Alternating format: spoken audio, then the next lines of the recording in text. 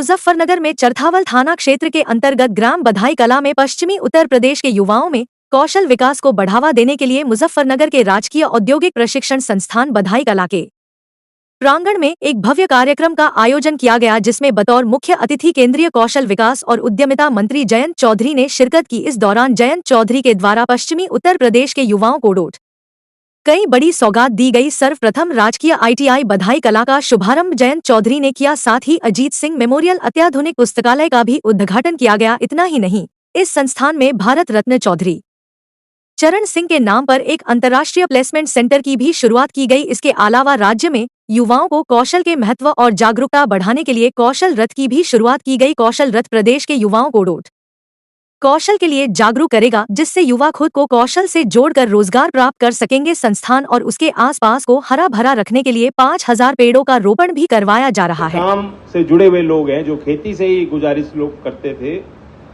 वो जैसे जैसे अब दबाव बनता जा रहा है, अर्थव्यवस्था में परिवर्तन हो रहे हैं, उनको नए काम करने पड़ रहे हैं, तो जो नई पीढ़ियां हैं उनको इस नए विद्या से हम जोड़ पाए। उनके अंदर उत्सुकता है, सीखना चाहते हैं। नई पीढ़ी को यह भी समझ में आ रहा है कि ना तो वो खेती करना चाहते हैं, ना खेती उस हिसाब से बच रही है, ना खेती में वो फायदा दिखता है। सरकारी क्षेत्र में कितना ही प्रयास कर ले, कितनी ही पारदर्शिता और ईमानदारी से भर्ती प्रक्रिया का अनुपालन हो, चंद ही नौकरियां लोगों को मिल रही हैं। हर एक आदमी बड़े पैमाने पे अपना व्यापार नहीं बना सकता, उसके लिए भी पूंजी की जरूरत है। तो अलग अलग स्तर पे प्रयास हो रहे हैं। एक तो प्रधानमंत्री विश्वकर्मा योजना है, जो बहुत महत्वाकांक्षी योजना है। वह एक गांव के उस पुराने काम, पुश्तैनी काम को विश्व पटल पर प्रतिस्पर्धा के लिए तैयार करने की एक सोच है। जो कभी चौधरी चरण सिंह जी की इच्छा थी, वो कुटीर उद्योग की बात करते थे।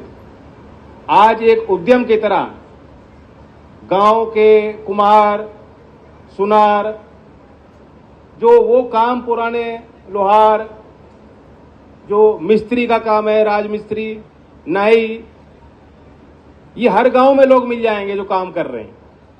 उनके लिए आज तक कोई योजना नहीं थी। हम उनको ये नहीं कह रहे कि जो तुम्हारा काम है हम तुम्हें वो काम करना सिखाएंगे, नहीं। 6 दिन की ट्रेनिंग है, उनके आधुनिकीकरण के लिए हम एक प्रयास है, सीधा उनको लाभ पहुंचाने का एक प्रयास है।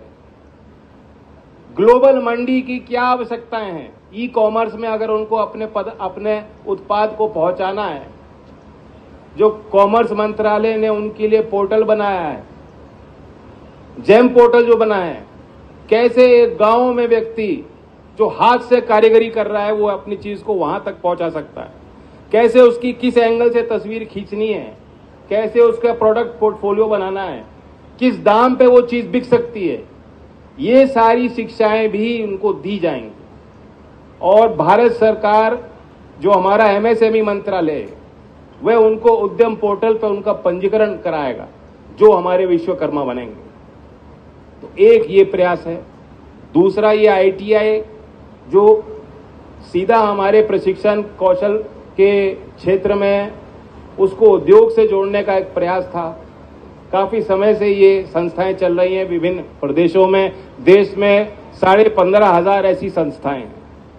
लेकिन ये महसूस हुआ, क्योंकि उद्योग जगत से आवाजें उठती थी कि जिनको हम नौकरी देते हैं, हमें तो उन्हें बिल्कुल वो शून्य के स्तर पे होते हैं, हमें खुद उनको तैयार करना होता है।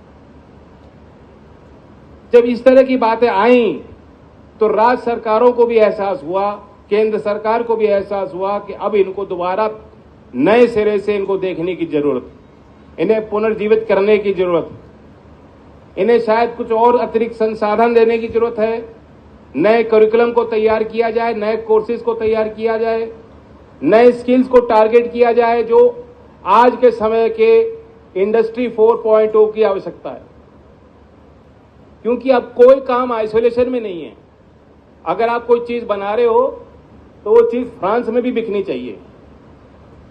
यहां का शामली का, मुजफ्फरनगर का कोई आदमी अगर उसके अंदर वो कला है, हुनर है, ताकत है, और वो अपने आप को वहां तक विकसित करने के लिए तैयार है, कोई बेटी, कोई चीज आप बना रहे हैं, तो आपको इसके लिए तैयार होना है कि विदेशी कंपनियों से भी आपको मुकाबला करना होगा। ये काम कहीं किसी सिरे से आसान नहीं है करना। इसमें प्राइवेट इंडस्ट्री का रोल है, इसमें प्राइवेट ट्रेनिंग पार्टनर्स की जरूरत है जो वाकई ग्रास रूट्स पे इन चीजों